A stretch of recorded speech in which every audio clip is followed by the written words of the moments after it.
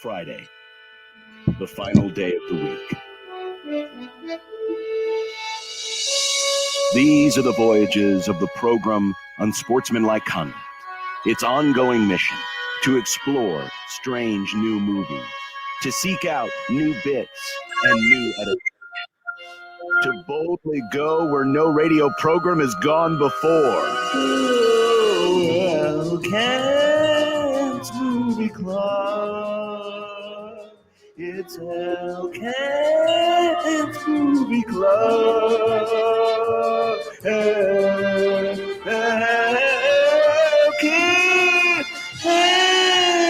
Movie Club. It's Kent's Movie Club. It is indeed time for another edition of L. Kent's Movie Club, and Kent Walgamont of the Lincoln Journal-Star joins us right now. Hello, Kent. Good afternoon, gentlemen. What's up, buddy? How are you? Hello. How am I? I'm good. I was fiddling around writing a story about a artist from the Ukraine who was forced out of the country by war, and she ended up here in Nebraska, and she has a art show of her paintings here. Oh, wow. So I talked to her today and saw the show and was sitting around fiddling around on that, looked at my watch and went, ruh-roh, it's 3. Yeah, well, all good. We got you here. We were keeping an eye on the green room, so we are good to go. And today we are reviewing the movie and broke this news, Kent, to Jimmy as we went to break. The movie that won the Academy Award 1 year ago, and that is the weekend of the Oscars this year. It is Everything Everywhere All at Once. It's available right now on Netflix. Nick picked this movie. Nick, take it away. What's Everything Everywhere All at Once about? Well, speaking of foreign art, Nice.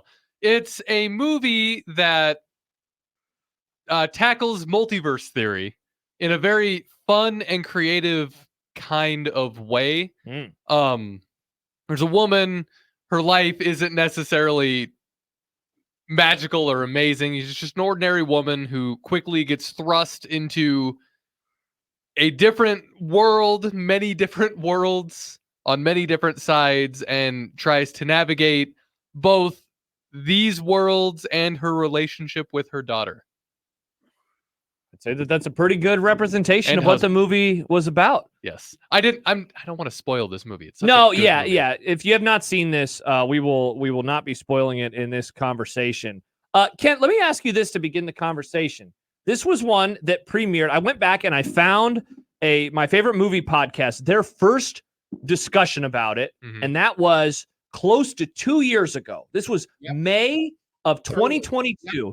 All right. When they did their podcast. And at that moment, it was interesting listening to it after I watched it this week, Kent, because their conversation talked about the hype that this movie already had generated, the discussions that this movie had already generated. And then by the time, it held on to that for almost a year. It won the Oscar. And so now we are a year removed from the Oscars. We are almost 2 years removed from the release.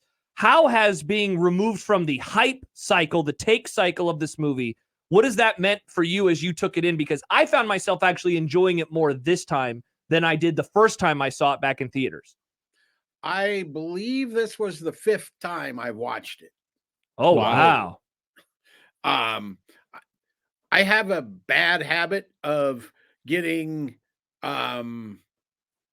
sucked in by a movie maybe once a year, maybe twice. Some years, maybe not at all. But I remember the same thing happened with Hell or High Water, the contemporary Western 4 years ago. I watched it 3 times in 1 week.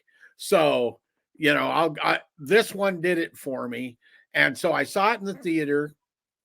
Then I saw it when it released on streaming last year, or on Showtime or wherever it went. Then I saw it in the theater again when it came back for the post-Oscar run. I watched it again like in the summer of 4, 5, 6 months ago now, I guess. And then now. So this is a 5th time. And So it's kind of still playing the same for me, only because I've watched it that many times. And Hype never died for you. hype never died. I have my little short thing that I wrote for the Oscar, or for my best of the year last year, about this, which I think kind of gets to the summary in a different way. Mhm. Okay. Here it is. Bonkers in the best possible manner. Everything, everywhere, all at once is at its heart a dysfunctional family picture that's also a martial arts movie, a sci-fi flick, and a black comedy. Directors Daniel Kwan and Daniel Scheinert, aka the Daniels, have concocted a wild story about a Chinese immigrant laundromat operator who's trying to keep her family together while trying to get through an IRS audit, where she discovers that she has to bounce through multiple universes to save herself, the family, and everything else.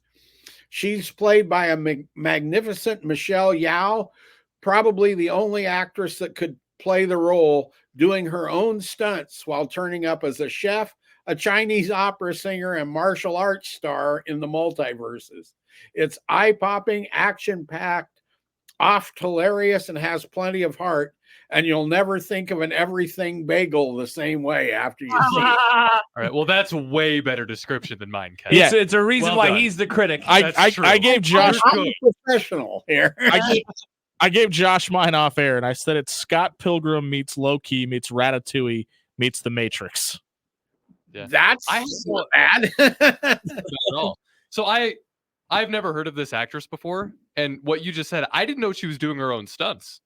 Absolutely. Go. You want to see her at her martial arts finest. What's the name of it? My mind just went blank. It was the first of the big martial arts hits. Yes, Madame, Magnificent Warriors, Police Story 3, Super Cop, The Heroic Trio, Holy Weapon. Those are in her first paragraph on IMDb. If it was one of those. I'll have it in a second. Oh, Crouching Tiger, Hidden Dragon. Oh, that movie's been on my list forever. I just It's haven't really watched good. it. It's really good. That's her.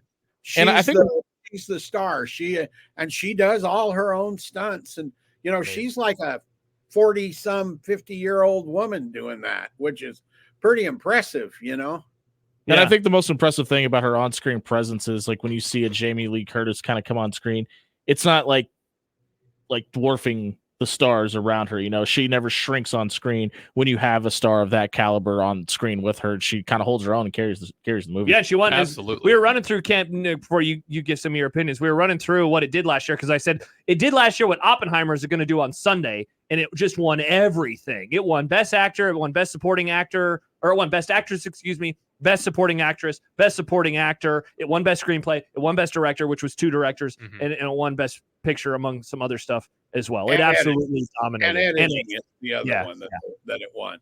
And you of course, we didn't mention this. The Best Supporting Actor winner. You know who he is? Mm-hmm. Yep. Short Round. Yeah. From Indiana Jones. Is it a requirement if there's a multiverse show or movie, he just has to be involved in it now because he also plays Ouroboros in Loki? Ken, I heard on this podcast that I mentioned from 2 years ago that I listened to, where it talked about him and how he was in these movies where he played parts that have not aged particularly well, and then he got typecast into that role, and then he became an adult, and it's like he got frustrated by the industry, and so he went behind the camera, and then it was Crazy Rich Asians came out.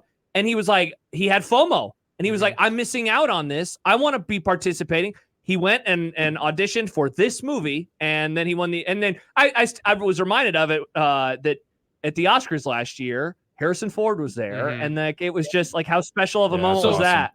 Between Crazy Rich Asians, this movie, I think Parasite, is that a Korean film? That's a South Korean film. That's a really good movie. Oh, great movie. All of these Asian films and things coming out that we're now consuming. I'm glad that we live in a time where we're elevating these artists and these directors and these actors instead of making caricatures or jokes out of them like they have been for the longest time in Western cinema. Yeah. I'm just glad that we can finally live in in a place, in a time where these actors don't have to worry about being typecast, and they can go and do a part, be involved in a movie that gets extremely popular, and there's no preconceived notions or anything. And qualifiers, qualifiers, and show your range too. Like Michelle Gallen, this was incredible, and to Kent's point, in everything that she was trying to portray. Mm-hmm. Yeah. Mm-hmm. Yeah, I really enjoyed this movie again on this. This is the second time. So you mentioned it's the fifth time. I had forgotten that, without spoiling too much, the heart of it, the emotional side of it. For some reason, I'd remember that being like the last 20 minutes, but it really takes up. It's like 40. I know what you're talking about. I paused it and it was 45 minutes left. I was like, it's wow. It's like the last half of the movie, essentially, where it really gets into the relationships and kind of how and why all of this stuff is happening. And I was wondering how, again, being removed now from seeing it the first time and all of the hype that went into it, I was wondering how I would take the movie in. And I thought that the balance of the fun, the weird, and the family drama, I thought that it worked extremely well. I really did. Oh, I agree. And boy, that is you I mean, the two directors wrote it. Okay. Mm-hmm. Mm-hmm. So those two guys, that is a almost a unique combination that I can think of in movies, to be able to pull all of that stuff together and pull it all off. Right. Yep. And so I think part of it you have to attribute just to their creative storytelling, so to speak, but it all had to get pulled together with the acting and the technical stuff. They won the editing award for a reason, right? Because even though it has all this family drama, for lack of a better way to put it, in the last half, it doesn't bog down, right? It just cut, go. And by the time you're done watching it, you're like, that was really fun and really good. And there's really some meaning there, right? Mm-hmm. How often can you say that about an entertaining movie like that? A lot of times they're entertaining, but there's not really any there, right? Yep. And I know that all movies are art, but this is one of the movies that I kind of put it on a different pedestal, a different version of visual art. Because you can see the art in the movie. Well, I mean, you can see the art in the movie, but it's when all the editing, the sound design, the music, the acting, it all just comes together and swells in a perfect way. And again, I hope this isn't an offensive thing to say, Kent, because I know you love movies, but this is just everything about this movie just comes together so perfectly. And even that part of the movie where you see her face and it flashes between a bunch of different parts, I was tempted to pause the movie and go frame by frame just to see every individual art frame that was in that section, just from the movie. And then the music itself too. I kept hearing the Claire de Lune motif throughout the movie. And then when they finally got to what I'm going to call the Claire de Lune part, it was such a good payoff. Mm-hmm. It was, I don't remember the last time I had such a good, maybe Baby Driver, where just a musical payoff also just elevated the other part of it was like its own subplot. The music was its own subplot in the movie. Ken, as somebody that appreciates the way films are broken down, and obviously when we talk about all the great ones, they all have great first act, second act, third acts. This is one of those rare movies where it's actually shown on screen when you're going into those portions, right? Do you appreciate that a little bit more when that fourth wall is almost broken down a little bit? Absolutely, because okay, you would have no way of knowing this. I was at a screening, it's been a month or so more, with the new director of the Ross Theater here, and I look at my watch all the time during the movies, and she saw me and she's like, "What's going on with that? Are you bored?" And it's like, "Nope, I'm checking first act, second act, third act," because they don't tell you. But you can tell by watching if you've watched enough movies. And so let's say it's a 2-hour movie.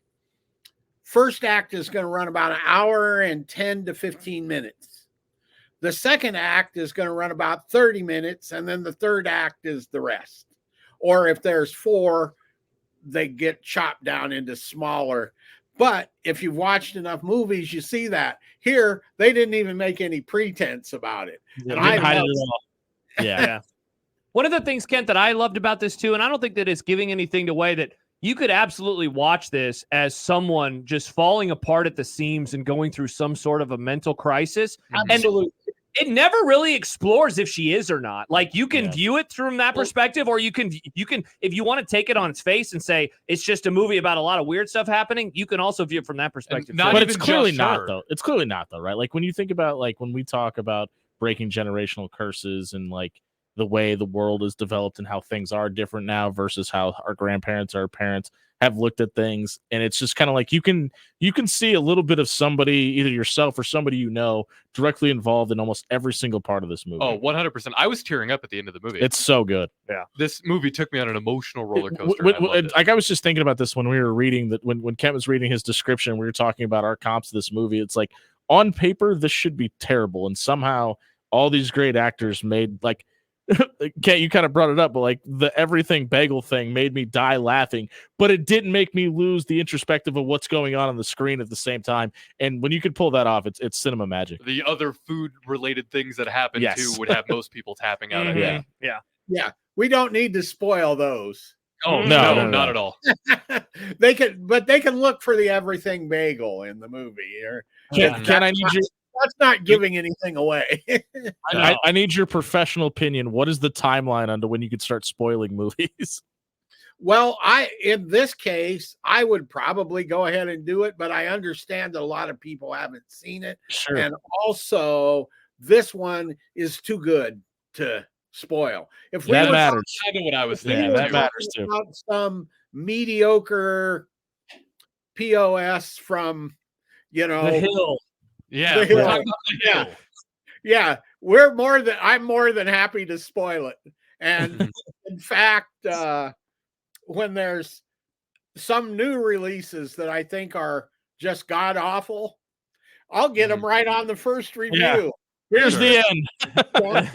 Why It you was the don't- butler. But this movie is just such an experience in itself that I would want everybody to go in blind for the first time. So- like I did. I didn't know anything. Full about it. disclosure, I've never watched the Oscars like Mhm. ever in my life. I love movies, and I really don't like other people dictating how I think about movies either. So I'd never actually even heard of this movie, and when I saw it, I was like, oh, this is some B-rate film that, you know, I had no expectations going into this, and it absolutely blew me away. That's awesome that you went in with Yeah. not knowing anything about it. I think it'd be talk about a real treat of a And- surprise. Yeah, it was so. Yeah, I can't even say good enough things Is it- about this And movie. I obviously knew about the movie. I knew people loved the movie. I heard good things about Oh, it. you've but never seen it? I had never seen it, Okay. and I had intentionally avoided everything I could about this movie for the last 2 years because I knew I would want to watch it eventually. Yeah, I knew nothing about this and like paused the screen. I was like, is that Jamie Lee Curtis? I was, yeah, it was one of those But things. she's terrific in it, isn't Yeah. she? So good. Especially You think she did her own stunts, Ken? I don't think this is I giving- doubt it. I guess I won't say, but the finger stuff, and I won't mention exactly, but that, Yeah. I mean, that really took on a life of its own. I love and that so yeah, much. that was some really good stuff. And look, it's on the most ubiquitous streaming service there is. It's on Netflix. So Watch it, yeah, please. if you heard Do this yourself a conversation favor. and at Hey, the there's very least live you're sports intrigued, coming to Netflix. and there's a boxing match that is coming later this year, and so yeah, it won essentially all of the awards last year, and it's just I don't think you have to be a comic book fan. I don't think you have No. to be a fan of multiverse theory. No. And they make it really easy to follow too. Like it's a little confusing at the beginning, like in the elevator scene. But once you get past that, After stuff, that, it's perfect. yeah, Yeah, I remember having the conscious thought where it all just made sense. I'm like, Mhm. oh, okay. Yeah. They explained it and then they showed it. It's like, oh, Yeah. okay. And this is like the first one that like the first multiverse theory movie that I can remember that like introduces like current technology, not like futuristic type Yeah. stuff Mhm. into the mix too. So I thought that was kind of cool.